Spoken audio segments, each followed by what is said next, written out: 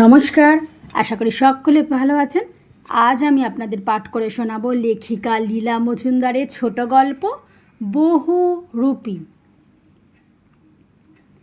ছোটবেলাকার কত কথাই যে মনে পড়ে, কত কাণ্ডই যে তখন হতো। একবার গুপের মামাতো ভাই ভোদা বলেছিল যে বহুরূপীরা পরপর 7 দিন আসে, এক এক দিন এক এক নতুন সাজে। কখনো কখনো সবাই তাকে বহুরূপী বলে চিনে ফেলে, আবার কখনো কখনো সে এমনি চেহারা বানিয়ে আসে যে কেউ তাকে বহুরূপী বলে টের পায় না। এরপর একদিন নিজের সত্যিকারের চেহারা নিয়ে এসে যে যা কিছু টাকা পয়সা দেয় চেয়ে নিয়ে যায়। সেবার মধুপুরে ঠিক তাই হলো।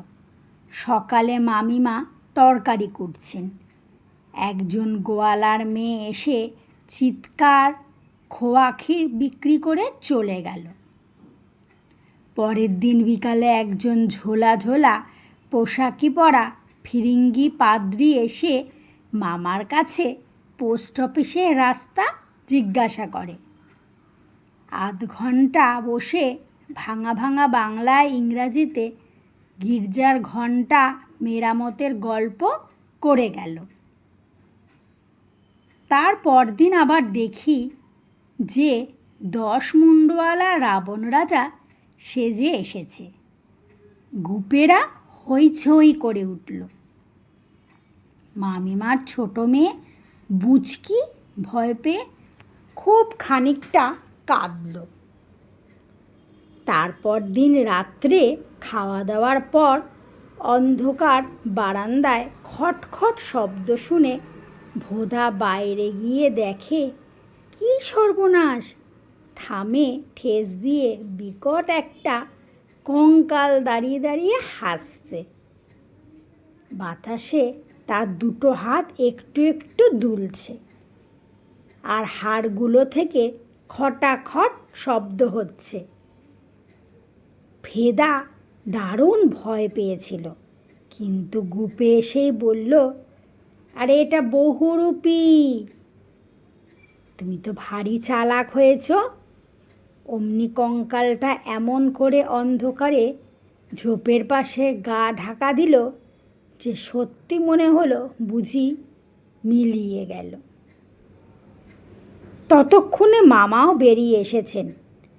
ধমক দিয়ে বললেন, এই বহুরূপী, সাজতে হয় মজার মজার সাজ করো। এইরকম ভয়াবহ চেহারা করে এলে ছেলেপিলেরা ভীতু হয়ে যাবে যে। অন্ধকারের মধ্যে থেকে একটা খিলখিল হাসি শোনা গেল। তারপর সব চুপচাপ। বড়দের অনেকেরই নাকি গায়ে কাঁটা দিচ্ছিল। পরদিন বহুরূপী মাতাল সেজে এসে 8 ঘন্টা সবাইকে খুব হাসালো। বললে, হয়তো সবাই বিশ্বাস করবে না, কিন্তু সারাক্ষণ সে ঠ্যাং দুটো উঁচু করে হাতে হেঁটে বেড়াচ্ছিল। বলল নাকি মাথা ঘুরছে বলে কিছু ঠাওর করতে পারছে না। আর সে যে কী সব আবোল তবোল বকছিল, সবাই হেসে লুটোপুটি। যাবার আগে আর 1 গ্লাস জল চেয়ে সেটা পায়ের আঙুল দিয়ে ধরে জলটা গলায় ঢেলে নিল। সবাই তো হা। তারপর তিনি সবাই আশা করে বসে আছে কখন বহুরূপী আসবে। এমন সময় একজন সাপের ওঝা এসে জোর জার করে সাপ খেলা দেখাবেই দেখাবে। সবাই তাকে বহুরূপী মনে করে খুব রসিকতা করছে। এমন সময় একজন পুলিশ সাহেব এসে মহা শোরগোল লাগিয়ে দিল। ও নাকি সত্যি ওঝা নয়, ডাক সাইটে চোর। বাড়ি বাড়ি গিয়ে খোঁজ খবর নেয় কোথা দিয়ে কিভাবে গিয়ে জিনিসপত্র সরানো যেতে পারে। ওঝাটাও তাকে দেখে সত্যি জিনিসপত্র গুটিয়ে নিয়ে সে দৌড়। তাড়াতাড়িতে একটা সত্যিকারের সাপও ফেলে গেল। কিন্তু শেষ পর্যন্ত বটুমালি বলল, ওটা হেলে সাপ, কাউকে কিছু বলে না। তবে কেউ কেউ বলে যে ওদের শনি মঙ্গলবারের বিষ থাকে। হয় কাছেই সাবধানের মান নেই। ততক্ষণে সাপটা যে কোথায় পালিয়েছে তাকে খুঁজে পাওয়াই গেল না। কিন্তু ওই লোক দুটোর মধ্যে কেউ বহুরূপী কিনা তা বোঝাই গেল না। পরদিন বিকালে একজন বাউল এসে অনেকক্ষণ গান গেয়ে নেচে কুদে একাকার। বহুরূপীটার কত যে বিদ্যে জানা ছিল। সন্ধেবেলা পাশের বাড়ি থেকে হরিপদবাবুরা বেড়াতে এসে খুব রাগ করতে লাগলেন যে এই সব বহুরূপী সেজে যারা বেড়ায় তারা নাকি দাগি চোর হয়, বাড়িতে ঢুকতে দেওয়াই উচিত না। আর মামা কি তাদের আশকারা দেন, একদিন যখন চেঁচে পুচে সব নিয়ে যাবে তখন পস্তাতে হবে, ঠিক হবে। যত সব ফেরওয়ালা বাউল বহুরূপী নাচিয়ে গাইয়ে বাড়িতে পুরে এখন মহাদেবের মতো ঝুদ হয়ে থাকুন গে, সংসারের ভারী কল্যাণ হবে। এদিকে পাড়ায় পাড়ায় তো হামেশাই এটা হারাচ্ছে ওটা হারাচ্ছে, তাতে আর কি বা এসে যাচ্ছে। মামার নিশ্চয়ই মনে মনে খুব রাগ হচ্ছিল, কিন্তু কিচ্ছু বললেন না। তবে হরিপদবাবু চলে গেলে ডাক দিয়ে মামিমাকে বললেন, দেখো ওর 7 দিন হয়ে গেছে, কাল 2 টাকা দিয়ে বিদায় করে দিয়ে। যদিও অনেক দিন থেকেই ওকে জানি, তবু পাড়া প্রতিবেশীকে চটাতে নেই। বোদা বলল, বাহ, বিদায় করে দিয়ে মানে?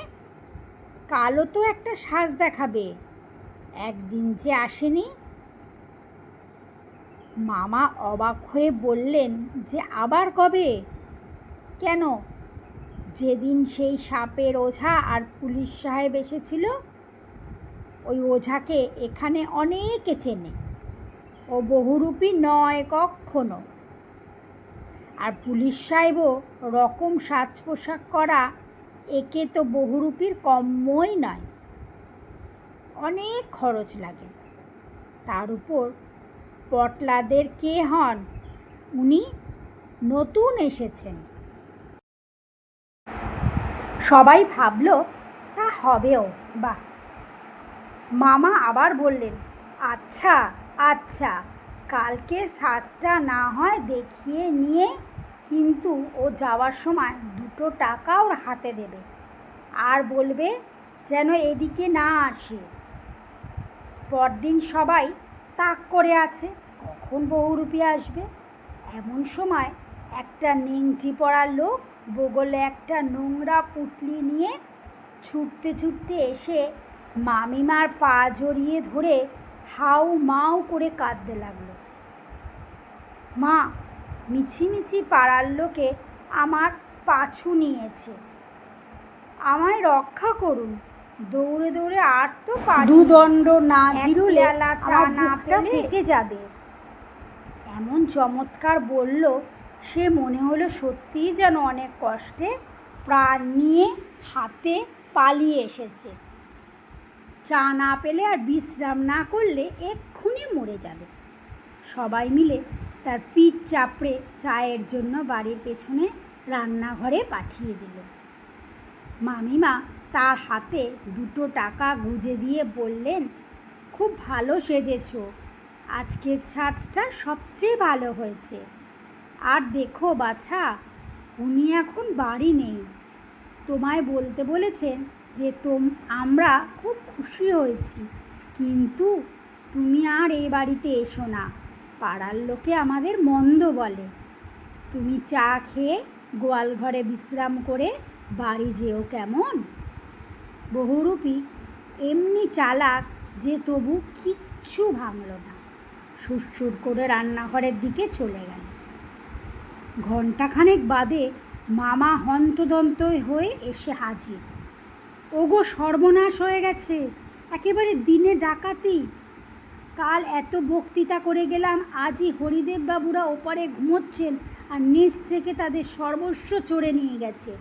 টাকা কড়ি, গয়নাগাটি, ফাউন্টেন পেন, হাতঘড়ি, মায় চশমাটি অবধি। হরিপদবাবুরা তাকে দেখতে পেয়েছেন পর্যন্ত, হাতে ধরা পড়তো। সবাই মিলে তাড়া করেছিল, কিন্তু এই দিকেই কোথায় যে গা ঢাকা দিল। সবাই মিলে এতক্ষণ গরু খোঁজা করলাম, তবুও তার টিকিটই দেখা গেল না। এদিকে আসেনি তো? মামিমা মাথা নাড়তে যাচ্ছেন, এমন সময় রোগা তেল চুকচুকে একজন লোক এসে নমস্কার করে হাত জোর করে দাঁড়ালো। মামা বললেন, আরে বহুরূপী যে, চুরির কথা শুনেছে তো, এবার তোমাদের সন্দেহ করবে সব। হরিপদবাবু কালকেই সে কথা বলে বেরোচ্ছিলেন। দাও তো 2 টাকা। তুমি বাবু এইদিকে আর এসো টেসো না। বহুরূপী একগাল হেসে বলল, এগ্গে না বাবু, আমি এক্ষুনি 8টার গাড়ি ধরে একেবারে রামকৃষ্ণপুরের ওদিকে মামা বাড়ি চলে যাচ্ছি। ওই হরপদবাবুটার যেমনি সন্দেহ, বাতিকও তেমনি অসাবধান। মামিমা আর কী করেন, দিলেন 2 টাকা। মামা রেগে যাবেন, বলাও যায় না সব কথা। যাওয়ার সময় বহুরূপী মামার মামিমার পায়ের ধুলো নিয়ে গুপে আর ভোদার দিকে ফিরে একবার চোখটা টিপল। পরে আমরা শুনলাম যে নেংটি পড়া লোকটা চা খেয়ে জিরিয়ে জুড়িয়ে ঠাকুরের কাছ থেকে পান জল খাবার জন্য 4 আনা চেয়ে কখন গুটি গুটি কেটে পড়েছে। মামিবা বললেন চেপে যেতে। আজ পর্যন্ত ব্যাপারটা ঠিক বোঝা গেল না। নমস্কার, গল্প পাঠ এখানেই শেষ হলো। আবার আসবো পরের দিন নতুন আরেকটা গল্প নিয়ে। আজকে আসলাম, সকলে খুব ভালো থাকবেন।